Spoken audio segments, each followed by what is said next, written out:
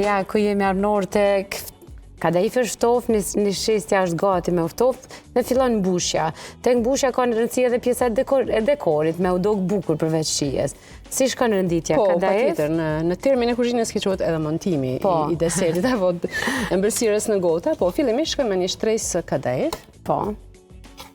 Kadaif me arra. Kadaif me arra. Dhe gjalp. Që mos ta harrojmë.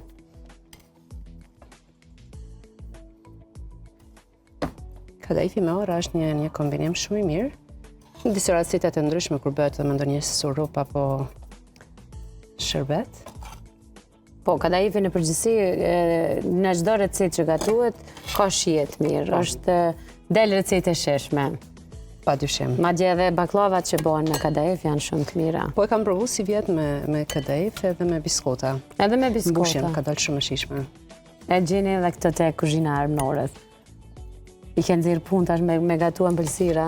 Sa po dojna me majtë në ide, s'po na lene.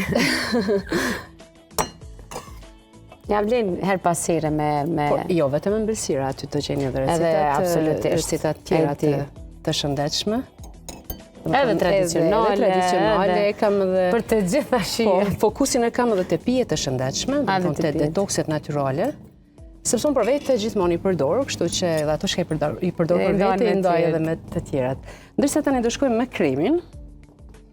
Në cili patjetër duhet me lënë halama shumë e ftoftë, na nuk e lëmë shumë.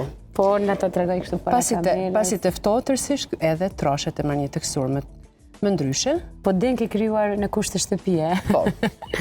Me aromë vanilje dhe... Po.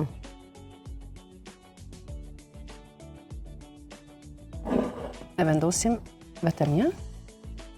Pra kemi një shtresë me kadaif, do bëjmë një shtresë me krem. Sasin që të pranë e bëjmë edhe në gotat tjera pastaj armënor, sepse kemi stafin kallabllak këtu. Patjetër. Nëse të pranë toj, nëse të pranë. Besoj që po. Është shumë e rëndësishme edhe për synin me u dok bukur desertet sidomos. Po çdo recetë në fakt. Kur është e bukur për synin, është edhe ajo ndjesia më e mirë me provume. Mendoj që po në atë parë është ajo që tërheq gjithmonë kur e shikon. Do lëm dhe pak të ftohet. Duhet me u ftohtë pak. Pastaj vendoset edhe një shtresë kadaif. Edhe një shtresë me kadaif. Po. Pastaj është dreza dekori. Po, ato shumë. Kjo e njëjta mundet me u realizu edhe me biskota ose me diçka të tillë. Po, patjetër që mund të realizohet me biskota, po. Me biskotat e bluara apo edhe pse me kadaif mendoj që kjo ka atë shijen më autentike, nuk bën të ndryshohet diçka. Ndërkohë edhe drezat kemi me i bë për dekor gati. Po, më ndihmo pak. Po, patjetër. Po tani do bëjmë shtresën e dytë me kadaif. Më fal.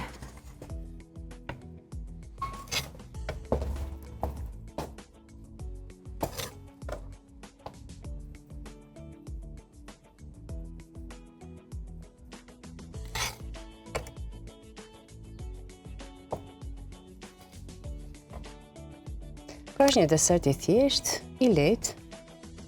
A duhet konsumohet i ftohtë më i shishëm apo ta presim? Jo, i ftohtë, patjetër i ftohtë.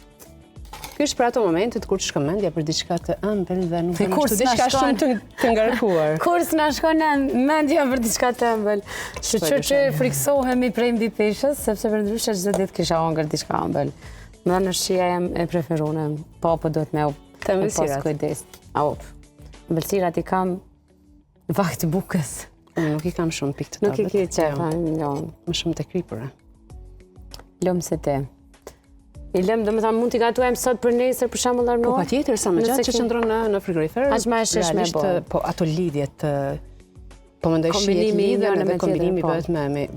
Thjesht bëhet më e shishme, sa më gjatë që qëndron në frigorifer bëhet më e shishme. Si vendosim drezat? Do të përgatisni edhe një natë më parë.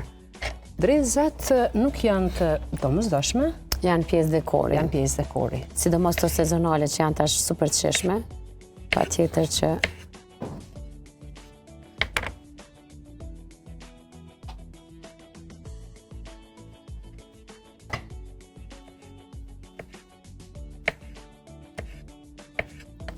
Këtë desert, e një kafe turke.